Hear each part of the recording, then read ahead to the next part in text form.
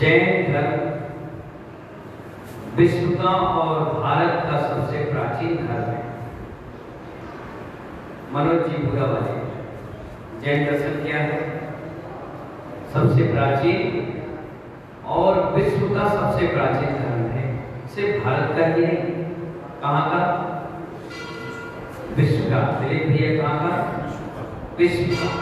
आचार्य गण कहते हैं भागवत गीता में भी मरु देवी और नाभि राय का वर्णन आया है, ऋषभ देव का वर्णन आया है। ऋषभ देव के लिए कहा कैलाश पर्वत से मोक्ष गए गौतम तीर्थंकर के जैन धर्म के, और मरु देवी और नाभि राय के लिए कहा गया कि बद्रीनाथ जो बद्री विशाल के रूप में आप जानते हैं, वहां पर उनके चरण बने हुए हैं और उन्होंने वहीं पर अपनी अंतिम संलेखना समाधि दी। किसने ली? मरु देवी और नाभि राय। नाभि राय कौन थे? अंतिम कुलकर ऋषभ देव भगवान के पिता थे और मरु देवी उनकी माता। तो ऐसा हमारे आचार्य भगवान बता रहे हैं कि उनका आज भी वहां पर स्थान समाधि मरण का बना हुआ है।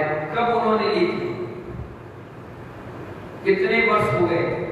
करोड़ों अरबों वर्ष निकल गए, फिर भी उनका स्थान आज सुरक्षित है।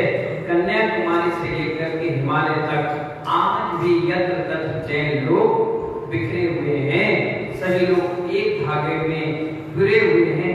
कन्या से लेकर के कश्मीर से लेकर कन्याकुमारी तक आचार्य भगवान कह रहे हैं जो भी जैन होगा वो कम से कम नमोकार मंत्र तो पढ़ता है। क्या करता होगा? आगे वाले बाबूजी क्या करता होगा?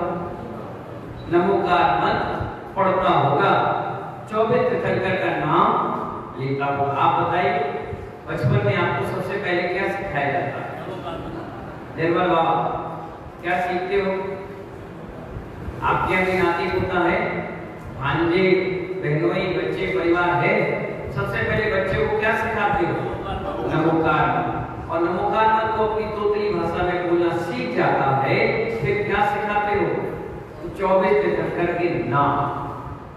क्यों सिखाते हो? क्योंकि मूल संस्कार हमारी यहीं से स्टार्ट होते हैं। काल अवधि से एक रूपक बनाता है। ऐसे ही विभिन्न शरीर को देखो, हर व्यक्ति के शरीर के बाल का रंग काला, हड्डी का रंग सफेद, खून का रंग लाल, नसों का कलर नीला। इस प्रकार से विशाल विश्व के अंदर विविध विचारधाराएं तो होती हैं, लेकिन हमारे तीर्थंकरों ने इस विविध विचारधाराओं में अनेकांतवाद का सिद्धांत का कथन किया। किसका कथन किया है? अनेकांत का, एकांत का नहीं। अगर मैं आपसे कहूं मैं कौन हूं, तो आपने कह दिया भैसन सागर जी महाराज, तो आपको दोष लगेगा एकांत का। किसका दोष लगेगा? एक बात तो हमारे यहाँ प्रमाण है ही। हमारे यहाँ कहा गया अनेकांत दृष्टि से देखो। अगर मैं भैसन सागर तो इनके लिए उपाध्याय परमेश जी हूँ, अपने गुरु के लिए शिष्य हूँ, अपनी माँ का पुत्र हूँ, अपनी बहन का भाई हूँ, अपने छोटे भाई से बड़ा भाई हूँ, समाज के लिए गुरु हूँ। एक व्यक्ति है लेकिन रूप कितने हैं? और आपने क्यों कह दिया भैसन सागर जी महाराज? नहीं, भैसन सागर नहीं है। भैसन सागर में भी शरीर मुद्दल का है और आत्मा का नाम नहीं होता। यह अनेकांत धर्म है। किसी को भी एक मुद्द आप कुछ कह नहीं सकते। अगर आपने कह दिया ये पेट शर्ट का कपड़ा है, तो आचार्य कहते हैं आप एकांत में चले गए। उसको अनेकांत में कहो। पहले ये कपास था, फिर ये धागा बना, धागे में कलर हुआ, दर्जी ने सिलाया, बटन लगे, और भी चीजें लगी, प्रेस हुआ, धुला, उसके बाद ये रेडीमेड कपड़ा बन करके तैयार हो गया। इतनी लंबी बात आप कह नहीं पाओगे। तो आपने क्या कह दिया सीधे? ये शर्ट है, मैं मनोज हूँ, मैं विपिन हूँ, मैं दीनबंधु। मैं कहाँ होता है? आत्मा को कोई नाम होता है? आत्मा तो बिना नाम किए, बिना काम किए, कोई काम नहीं उसका, कोई भी काम निठल्ली है। इसलिए तो हमारे जो ऊपर सिद्ध लोक में विराजमान है सिद्ध भगवान, उनको क्या कह दिया है? क्या कहा? नहीं, उनका नाम भी नहीं है, लेकिन उनको कह दिया निठल्ले हैं, कोई काम नहीं है और कोई भी व्यवस्था उनके पास नहीं है, बिल्कुल शाश्वत सुख में वो जीवन काटते चले गए। महानुभाव यहाँ आचार्य भगवान कहते हैं बात शब्द का अर्थ क्या है? क्या शब्द कहा मैंने? स्याद बात कहते हैं, अनेकांत बात, बात शब्द का नाम विवाद नहीं है, बहुत प्यारा शब्द है। बात शब्द का अर्थ होता है सिद्धांत। बात शब्द का अर्थ क्या होता है? सिद्धांत, अथवा बात शब्द का अर्थ होता है कथन, अपनी बात को सही ढंग से कहना। आप लोग भी वादी और प्रतिवादी कहते ही हैं। अनेकांत मंत्र के सारे सिद्धांत पूरे वर्ल्ड में समाये इसी अनेकांत। अगर कोई कौवा आ गया, मैं पूछूंगा ये क्या है, तो आप क्या कहोगे? बोलो सेठानी, कौवा। मैं कहूँगा नहीं, कौवा नहीं है। आप कैसी बातें करें महाराज जी, आपकी आंखें कमजोर हो गई, चश्मा लगाओ, ये तो कौवा तो है। आप अपनी दृष्टि से देख रहे हो, लेकिन मैं जिस पद पर बैठा हूँ, जिस गरिमा से पूर्ण मेरी शब्द होना चाहिए, वो शब्द कहते हैं नहीं, ये कौवा नहीं। फिर क्या है? जैसे अगर मैं स्कूल में पढ़ा रहा हूं, ट्यूशन में पढ़ा रहा हूं और बच्चे हल्ला करते हैं, तो क्या बोलते हैं अपन? Keep silent. क्या कहते हो? जोर से बोलो। Keep silent. अर्थ क्या हुआ? कृपया चुप हो जाए, शांति, चुप हो जाए। सब देखिए कितनी गहराई में है। क्या कह रहे हो आप? कीप साइलेंट, कृपया चुप हो जाए। इसमें क्या हुआ? आपने डांटने के भाव बनाए, कसाई भाव रहा। दीनानाथ बंधु, क्या भाव रहा? आप परेशान हो गए, इसलिए आप कह रहे हो कीप साइलेंट, शांत हो जाइए, मतलब चुप हो जाइए, कोई बोलेगा नहीं, डांट रहे हो। और यही सब अगर आप सब मेरे सामने बैठे हो और वही बच्चे बैठे हो और मैं उपाध्याय परमेश्वरी, आचार्य परमेश्वरी, साधु परमेश्वरी हो, तो मैं कीप साइलेंट नहीं बोलूंगा। मैं क्या बोलूंगा? नहीं, मैं कहूंगा प्लीज डोंट डिस्कस। क्या कहूंगा? कृपया बातें ना करें। और आपको क्या लगा?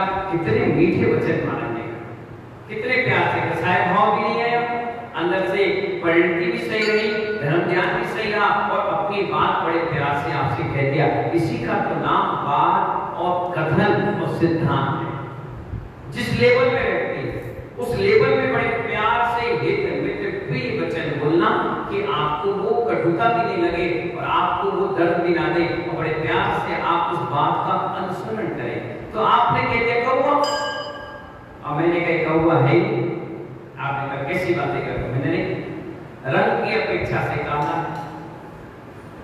हड्डी की अपेक्षा से सफेद है, रक्त की अपेक्षा से लाल है, पित्त की अपेक्षा से पीला है, और कौवा तो कौवा है।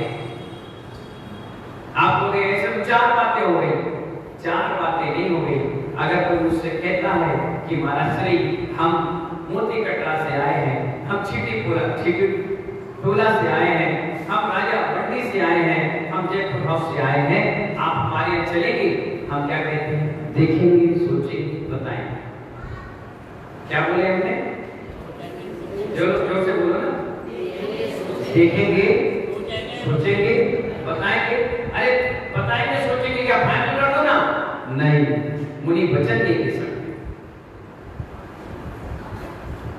एक होता है सत्य, हाथ जोड़ो बोलो। एक होता है सत्य, दूसरा होता है असत्य। इसके अलावा कुछ होता है? फिर कहते हैं एकांत में नहीं। अब मालूम हो तो बताओ और नहीं मालूम हो तो हाथ जोड़ कर कहो गुरु जी आप बताओ। सत्य और असत्य दो चीजें तो आपको मालूम है, सबको मालूम है और आप यही सिद्धांत मानते हो कि सत्य है और असत्य है। लेकिन जिन सिद्धांतों में मुनियों के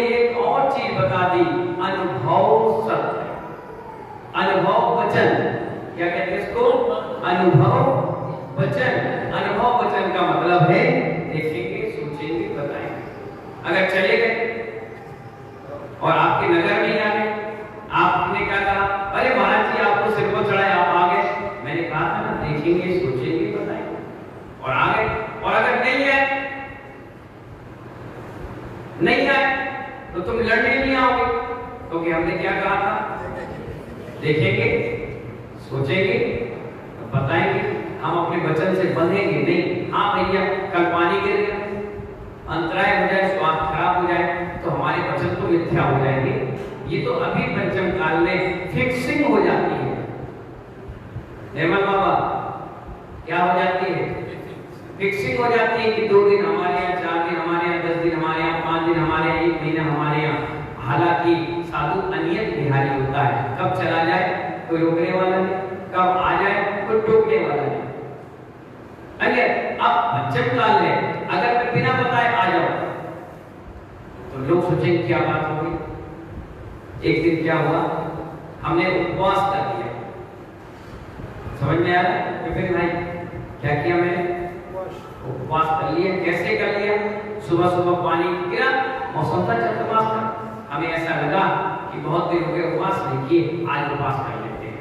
और प्रवचन किया और चुपचाप आकर बैठ गया। एक व्यक्ति आया, उसने कमंडल में जल भर दिया, हमने कहा पानी मत भरो। उसने कहा क्यों? मैंने कहा आज हमारा उपवास है। अरे ऐसा कोई होता है क्या? तो मैंने इसको गुस्सा होने की क्या जरूरत? अरे मैंने चौका लगाया, आपने उपवास कर लिया। मैंने कहा मेरे लिए लगाया क्या? बोले नहीं मतलब बता देते तो अच्छा लगता। मैंने क्या अच्छा लगता? सोने के आभूषण पहन के बसता या प्रॉपर्टी दान कर देता, क्या करता? मेरी इच्छा, मैं उपवास करूं या आहार करूं, तो कौन होता मुझे रोकने टोकने वाला? या तो मेरे गुरु जी रोके टोके, या मैं खुद अपनी आत्मा करूं कि ना करूं। तो अब वो गया कमेटी से, गया अरे यार तुम बहुत बेकार हो कमेटी के लोग। उन्होंने कहा क्या हो गया? बोले महाराज ने तो उपवास कर लिया। ऐसा कोई होता है क्या? मैंने चौका लगाया और आपने उपवास कर लिया। आइंदा मुझसे मत कहना चौका हुआ कर लिया, कितनी मेहनत लगती मालूम। वो कमेटी में गर्म हो गया, कमेटी दौड़ कर आई, कह रही महाराज जी हाथ ले लो ना। मैंने क्यों ले लूं बताओ, क्यों ले लूं? बोले उसका दिल रख लेंगे। मैंने कहा अगर आहार ले गया और अंतराय आ गया तो क्या करोगे? हाँ। मैंने कहा जाऊं और कोई घटना घट जाए फिर क्या करोगे? हाँ। मैंने जाते जाते चला गया फिर क्या करोगे? अरे हाँ। मैं लेते लेते चला गया फिर क्या करोगे? बोले हाँ इसलिए मुझे उपवास करने दो। तो भाग गया। अरे महाराज जी बता दो तो ठीक रहेगा, हमारे यहाँ पहले से बोर्ड पर लिख देते हैं। मैंने कहा बाय द वे कल मैं अनाउंसमेंट कर देता कि मेरा आज उपवास है, और तुम बोर्ड पर लिख देते कि आज उपवास है, और अचानक कोई साधु आ जाए फिर क्या करोगे? या कोई त्यागी वृत्ति आ जाए, 5 प्रतिमाधारी, 7 प्रतिमाधारी, या कोई 1 प्रतिमा 2 प्रतिमाधारी, अब क्या करोगे? अब क्या करोगे बताओ? अब वो इसी हिसाब से आया कि महाराज जी है, मेरी व्यवस्था हो जाएगी, दूर से आया, अब क्या करोगे? हाँ ये तो गलत है। मैंने कहा आज से ये सिस्टम आप चेंज कर दीजिए, साधु से मत कहो कि वो उपवास ना करे। ये पंचम काल में बड़ी मुश्किल से साधु उपवास कर पाता है। गर्मी है, सर्दी है, बरसात है, पता नहीं उसका कैसे आहार होगा, क्या बड़ी मुश्किल से उसने मन बनाया कि आज मैं आरंभ और सारंभ से त्याग करके अपनी आत्मा का चिंतन 1 घंटा हम आहार में आते जाते खाते पीते रहते, दिन भर बार बार शौच लघु शंका जाते, ये सब क्रियाओं से निवृत्ति हो गई। इसलिए मैं आराम सारंभ से बचूंगा, इतने से समय को बचाकर मैं धर्म ध्यान करूंगा। और आप आकर के उस धर्म ध्यान में अपना क्रोध ध्यान भरोगे तो हमारा मन उस उपवास में नहीं लगेगा। इसलिए आप चाहिए, कहने का मतलब ये है मुनि वचन नहीं देते। क्या देते हैं फिर? पर वचन। क्या देते हैं? पर वचन। क्या देते हैं? जोर से बोलो। पर वचन देते हैं, वचन नहीं देते। कुछ लोग कह देते हैं ना, हाँ चिंता नहीं करो मैं आऊंगा, अब इतना कह दिया और रात में तो मर गए। रात के एक्सपायर हो गए, अब क्या करोगे? अब भूत बनकर आना पड़ेगा। क्या बनकर आना पड़ेगा? भूत बनकर में गए, निदान बंद बांध लिया, अब तुम्हें आकर के वो काम करना पड़ेगा जो तुम्हारे अंदर रह गया है। इसीलिए कभी निदान बंद नहीं बांधना चाहिए, कभी वचन नहीं देना चाहिए। आचार्य कह रहे हैं हमें कि बात, कथन और सिद्धांत, ये सब चीजों को समझ जाइए। अनेकांत में स्याद्वाद हमारा जय दर्शन है।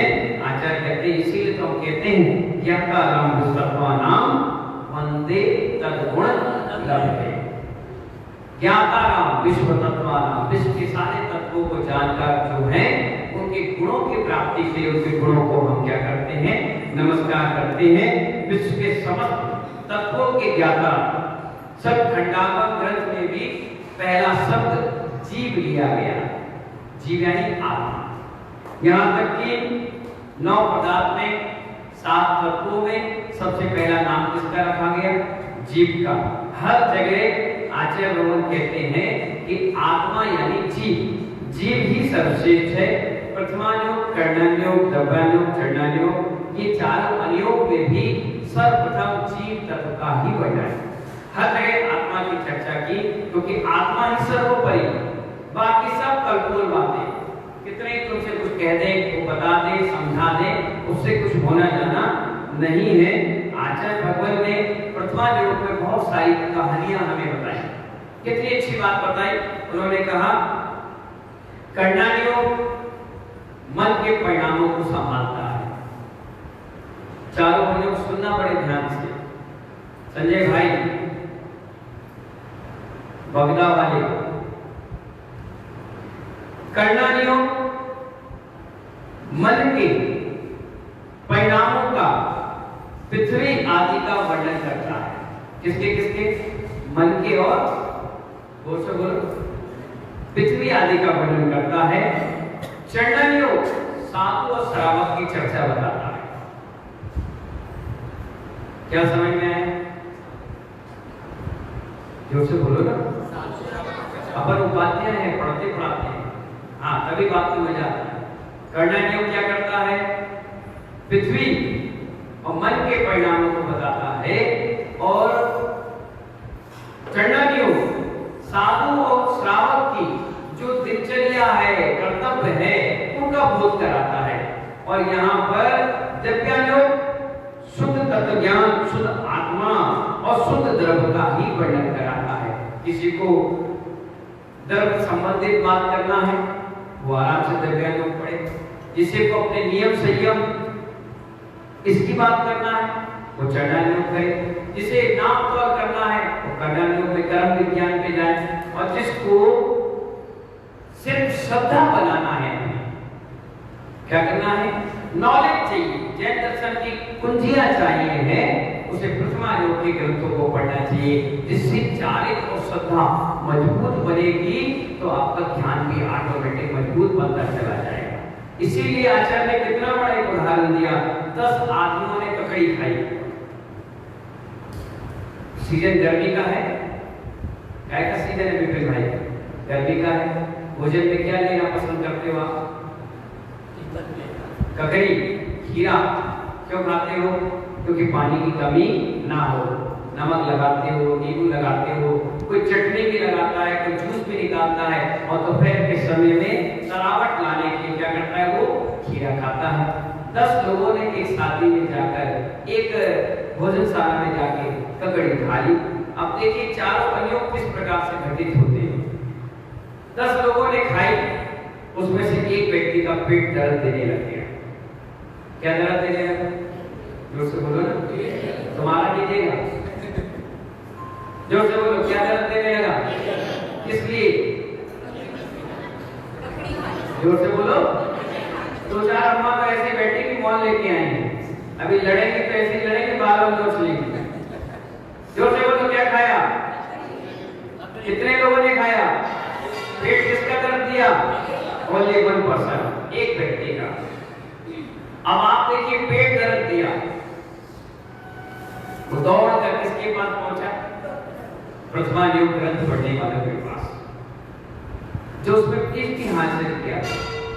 तो जब नहीं चरणानी ग्रंथ वालों के पास पहुंचा, जैसे उसके पेट में दर्द दिया तो चरणानी ग्रंथ पढ़ने वाले जिन्होंने उसमें पीएचडी कर रखी थी, जिनको महारत हासिल थी, उनके पास गया और कहने लगा, जिन्होंने मूलाचार पढ़ा था, रत्नगढ़ श्रावकाचार पढ़ रखा था, उनके पास पहुंचे, साधु थे, उनके पास पहुंचने के बाद बोले, महाराज हमारे पेट पे बहुत दर्द दे रहा है। क्या बोले? दोस्तों बोलो, महाराज श्री हे मुनिराज, कौन से ग्रंथ पढ़ते थे वो? रत्नगढ़ श्रावकाचार, मूलाचार, रैन सार, नियम सार, है ना? तो ऐसे ग्रंथ को पढ़ते थे। तो उनके पास वो पहुंच गया, पहुंचने के बाद कहने लगा, मेरे पेट में दर्द दे रहा है। अब वो क्या कह रहे हैं सुनिए। वो कह रहे हैं, क्योंकि उन्होंने तो पीएचडी हासिल कर रखी है चरणानी ग्रंथ में। वो कहते हैं, क्या खाए थे, कब खाए थे और कितना खाए थे? क्या पूछ रहे हो?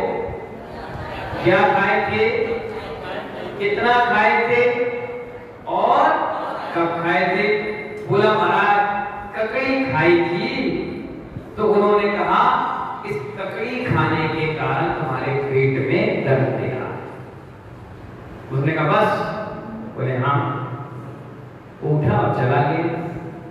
चरणानी वाले साधु वहां निमित्तों को देखकर बताते हैं कि आपको क्या प्रॉब्लम है। आपकी टीका लगा लिया आपने, बढ़िया धोती पट्टा पहन लिया, महिलाओं ने बड़ी सुंदर पीली रंग की साड़ी, लाल रंग की साड़ी पहन ली, ज्यादा हुआ तो हाथ मुकुट लगा लिया, ये थाली से वो थाली तरफ चढ़ा ली। तो वहां निमित्तों को देखता है। उसने कहा, ये व्यक्ति पुजारी है। वहां निमित्त समझ गए क्या? पुलिस की ड्रेस पहन ली तो पुलिस, डॉक्टर की ड्रेस पहने तो डॉक्टर, वकील की ड्रेस पहने तो वकील, और टीचर की ड्रेस पहने तो टीचर, कुर्ता पैजामा पहने तो नेता, झाड़ू पोछा करे तो नौकरानी, है ना? बाहर निमित्त देखा तो बाहर निमित्तों को देखेगा तो चरणानी ग्रंथ कहेगा कि जिस अकॉर्डिंग उनके काम चल रहे हैं उसी अकॉर्डिंग उसका फल है। तो ककड़ी खाई थी तो ज्यादा खा ली, इसलिए क्या किया? पेट में दर्द दिया। रात के खा के सो गए, इसलिए पेट में दर्द दिया। कड़वी खा ली, इसलिए पेट में दर्द दिया। इतने सारे ऑप्शन उन्होंने निकाल लिया। अब जाओ अपना इलाज कराओ। वो उठा और चला गया। किसके पास? किसके पास गया? अब वो गया कर्णानी के पास, जो गोमट कांड, जीव कांड, ककड़ी खाई थी। हाँ, हो सकता है ज्यादा कड़वी खाली है। क्या खाली है? ज्यादा कड़वी खाली है, इसीलिए जाओ औषधि लो, उससे तुम्हारा ये दर्द ठीक हो जाए। यानी कर्णानी बताता है कि पाप क्या था और पुण्य कौन सा कर्म का उदय था, इस कारण से तुम्हारे ये दर्द दे रहा है। ककड़ी कड़वी थी, निमित्त ककड़ी मिल गई, लेकिन तुमने पिछले में ऐसे काम किए थे, इसलिए तुम्हें फल मिल गया। अब वो आगे पहुंचा साधु के पास, कहने लगे कि महाराज हमारे पेट में दर्द दे रहा है। वो गया और जाकर के बैठ गया और कहने लगा, मेरे पेट में दर्द दे रहा है। तो उन्होंने कहा, आत्मा को कभी दर्द देता है? क्या कहा उन्होंने? ये तो शरीर को दे रहा है, इसलिए कष्ट सहो, कोई बात नहीं, क्योंकि आत्मा को कोई कष्ट होता नहीं, इसलिए शरीर को हो रहा है, इसलिए तुम यहाँ से वापस जाओ। वो बेचारा सोचने लगा, 10 लोगों जो आदिनाथ भगवान का चरित्र पढ़ा है, किसी ने महावीर भगवान का चरित्र पढ़ा है, महावीर पार्श्वनाथ भगवान का चरित्र पढ़ा है, उनके पास जाने के बाद बोला कि महाराज हम लोगों ने ककड़ी खाई थी और मेरे पेट में दर्द दे रहा है। इन्होंने कहा कि आत्मा खाती नहीं है, उन्होंने कहा कर्म का उदय है, उसने कहा कड़वी ज्यादा थी, उसने कहा ज्यादा खाली थी, उसने कहा ये, अब क्या करें बताओ? तो प्रथमा ने जो धर्म है ये भी मान है और तो एक आंख से जो चीज दिख रही है वो मान नहीं होगी, दोनों आंखों से जब देखोगे तो वही चीज मान होगी। हेड भी सही है और टेल भी सही है। सिक्का भगवान महावीर का है। अगर आप कहोगे आत्मा अलग है तो बात विवाद नहीं करता, बात तो रखता है, कथन रखता है, सिद्धांत रखता है, लेकिन विवाद शब्द को इस्तेमाल नहीं करता है। और महानुभाव इसी व्यवस्थाओं को समझकर सम्यक दर्शन जैसे 8 अंगों पर श्रद्धा करके, उनके उपयोगों पर श्रद्धा करके ये व्यक्ति जीव आत्म कल्याण की ओर बढ़ता चला जाता है, बढ़ता चला जाता है, बढ़ता ही चला जाता है, कभी भी भटकता नहीं। लेकिन कई लोग ऐसे हैं जो ये सोचते हैं कि नहीं प्रथमा योग ही सही है, फिर बाकी क्या है गलत है, रॉन्ग है। नहीं, बाकी भी अपने स्थान पर सही है। पूजा के समय पूजा, सामायिक के समय सामायिक, और प्रतिपण के समय प्रतिपण, और भोजन के समय भोजन। अगर कोई मोबाइल पकड़कर भोजन कर रहा है उसका उपयोग नहीं लगेगा, बात करेगा या उल्टा सीधा भोजन करेगा। गाड़ी चला रहे हो तो नजर हटी और दुर्घटना हटी, आपका उपयोग गाड़ी चलाने लगा। अगर आप मोबाइल चलाओगे, बात करोगे तो नियम से कहीं ना कहीं आपकी गाड़ी एक्सीडेंट में चले जाएगी। हम भी नीचे देखकर चल रहे हैं और अचानक इधर उधर देखेंगे तो कोई ना कोई चीज हिस्सा हो जाएगी। तो जिसका जिस समय उपयोग हो उस समय उसको उपयोग में बनाना चाहिए। आहार कर रहे हैं और आहार करते करते इधर उधर दिमाग दौड़ेगा तो नियम से उसमें अंतराय बन जाएगा। इसलिए जब पूजा कर रहे हो तो पूजा की चर्चा होगी, प्रवचन कर रहे हो तो प्रवचन की चर्चा होगी, अभिषेक कर रहे हो तो अभिषेक की चर्चा होगी, और अगर विहार कर रहे हो तो विहार की ही चर्चा होगी, उसमें दूसरी चर्चा कभी घुसती नहीं है। इसी प्रकार जब प्रतिमा योग की चर्चा होगी तो प्रतिमा योग की ही चर्चा होगी, उसमें द्रव्यायोग नहीं घुसेगा, उसमें कर्णयोग नहीं जाएगा, उसमें चरणयोग नहीं जाएगा। इसलिए तो आचार्य ने 4 अनुयोग 4 सब्जेक्ट बना दिए। कोई एमबीए का पढ़ाई कर रहा है और उससे आईपीएस और आईएएस की पढ़ाई का पूछोगे तो बताएगा। कोई अपर केजी लोअर केजी पढ़ रहा है, फर्स्ट सेकंड थर्ड पढ़ रहा है, और से 12th की क्लास की बातें करोगे तो बता पाएगा? नहीं बता पाएगा ना, या उलझा देगा या फिर अपने मान का उद्घोष करेगा, अपने मान ईगो हट लगा लेगा, या उल्टी सीधी बातें बताएगा। वो काम आपका सिद्धांत से भटका देगा। इसलिए जब प्रथमा योग पढ़ो तो उसी की चर्चा करो, विषय से विषयांतर मत घुसो। जब कर्णयोग की बात करो तो कर्णयोग की बात करो, जब चरणयोग की बात करो तो चरणयोग की करो, और जब द्रव्य की बात करो तो द्रव्यायोग की चर्चा करो।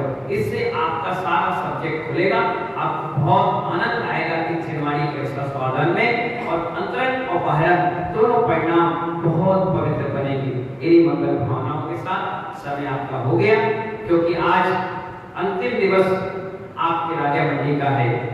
मुझे भगवान उपासना जो यहाँ के मूल नायक है, ऐसा लगता है कि वो अतिशय क्षेत्र क्षेत्र के टू कॉपी है। जब कभी इनको देखता हूँ तो ऐसा लगता है कि मैं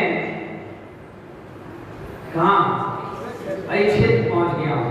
वैसे ही लुक, वही व्यवस्था, ऐसा लगता है शायद बनाने वाले ने ऐसी कई प्रतिमाएं बनाई, उनमें से एक प्रतिमा हमारे इस मंदिर में विराजमान है। आज से 2006 को